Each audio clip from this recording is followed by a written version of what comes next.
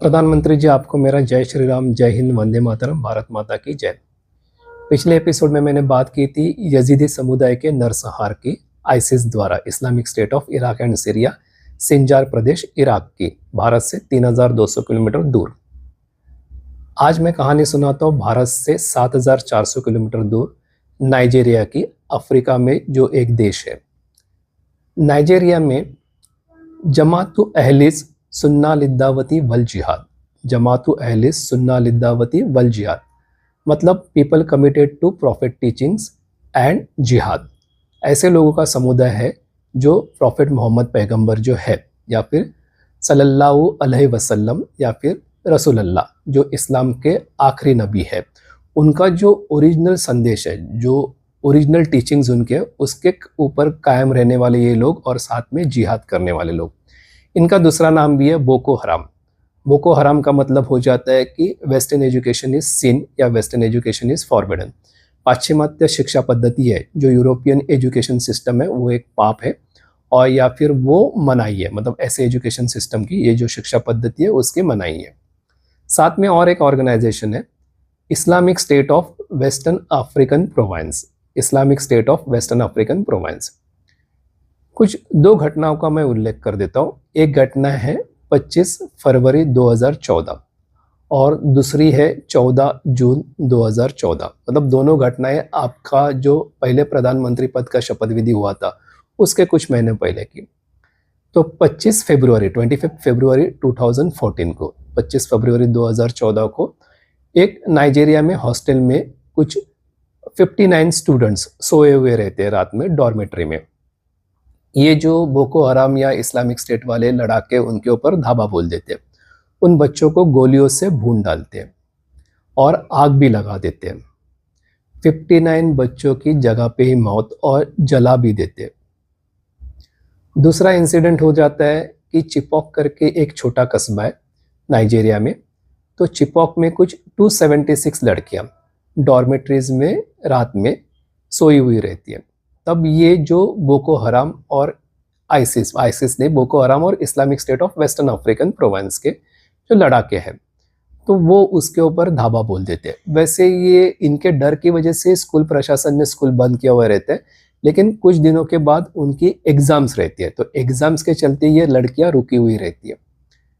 तो इनको रात में किडनैप किया जाता है। 276 लड़कियों को ट्रकों में भर के ये लोग लेके जाते हैं।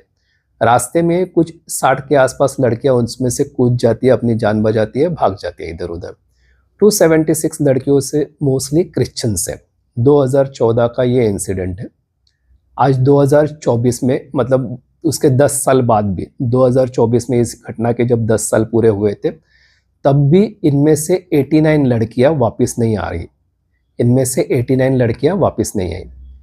जो लड़कियां खुद ही भाग के आ गई, या फिर उनको जो नाइजीरियन गवर्नमेंट है या मिलिट्री ने कुछ ऑपरेशंस करके छुड़ाया, या कुछ निगोशिएशंस करके उनको छुड़ाया गया, तो उन लड़कियों की हालत ऐसी है कि उनके 3-3, 4-4 बच्चे हो गए। उनका इस्लाम में धर्मांतरण किया गया। ये जो Islamic state of western African province है और बोको हराम के लड़ाके हैं, उनके साथ ज़बरदस्ती निकाह पढ़वाया गया, और ये 3 और 4 बच्चों की अम्मा बन के उनको वापस भेजा गया। तो जाते टाइम तो ये 16-18 साल की थी, आते टाइम इनकी हालत ये हो गई। मतलब एजुकेशन तो उनका छूट गया पूरी तरह से, और साथ में ज़िंदगी ऐसे बर्बाद हो गई उनकी। अभी उनकी कुछ शिक्षा व्यवस्था की कुछ नाइजीरियन सरकार कुछ अलग से सोच रहे हैं, या कुछ अलग व्यवस्था कर रहे हैं। सिर्फ ये 2 इंसिडेंट ने नाइजीरिया में करीबन 2000 बच्चों के आसपास का ये किडनैपिंग जो सिलसिला है वो चलते रहा। इतना ही नहीं हुआ, ये आतंकवाद के चलते, ये जो सिस्टम चला, इसके चलते नाइजीरिया में कुछ 36 लाख लोग विस्थापित हो गए। नाइजीरिया का वैसे पॉपुलेशन देखने जाओ तो 57% के आसपास मुस्लिम पॉपुलेशन है, और 43% के आसपास कुछ क्रिश्चियन पॉपुलेशन है। तो ये जो घमासान मचा, जो दहशतवाद मचा, आतंकवाद मचा, उसकी वजह से कुछ 36 लाख लोग 2024 तक विस्थापित हो गए। अभी इतनी बड़ी संख्या में पलायन हो गया, विस्थापित लोग हो गए, तो फिर खेती के ऊपर भी असर हो गया। खेती कौन करेगा? तो नाइजीरिया में एक बड़ा फूड क्राइसिस, मतलब अनाज की समस्या तैयार हो गई। आतंकवाद का रूप मतलब ये भी देख लिया कि अनाज की समस्या भी नाइजीरिया में मतलब जो अभी का जो नाइजीरिया है उसमें अनाज की समस्या बहुत बड़े लेवल पे है।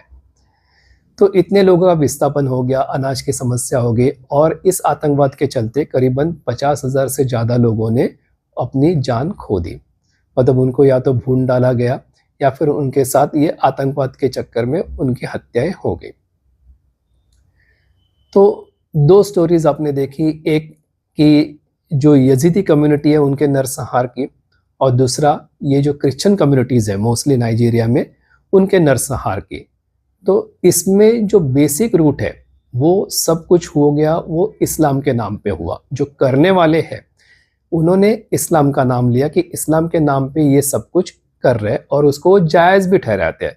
इस्लाम के जो अलग-अलग हवाले हैं वो देके वो जायज़ भी ठहराते हैं कि जैसे आईसिस है, Islamic state of Iraq and Syria, उनकी अपनी एक पब्लिकेशंस है या उनकी वेबसाइट जो दबिक करके है, तो उसमें उन्होंने ये जो किडनैपिंग है, रेप्स है, मर्डर्स है या फिर धर्मांतरण है, उसको इस्लाम के हवाले से जायज़ ठहराने की कोशिश की। वैसे ही कुछ अवस्था ये नाइजीरिया की हुई।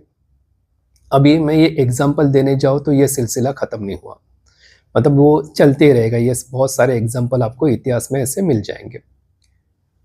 ये जो समस्या है उसका मूल कहाँ पे है? मतलब ये जो लोग कुछ कर रहे हैं, इस्लामिक स्टेट के नाम पे जो कर रहे हैं, उसका मूल कहाँ पे है?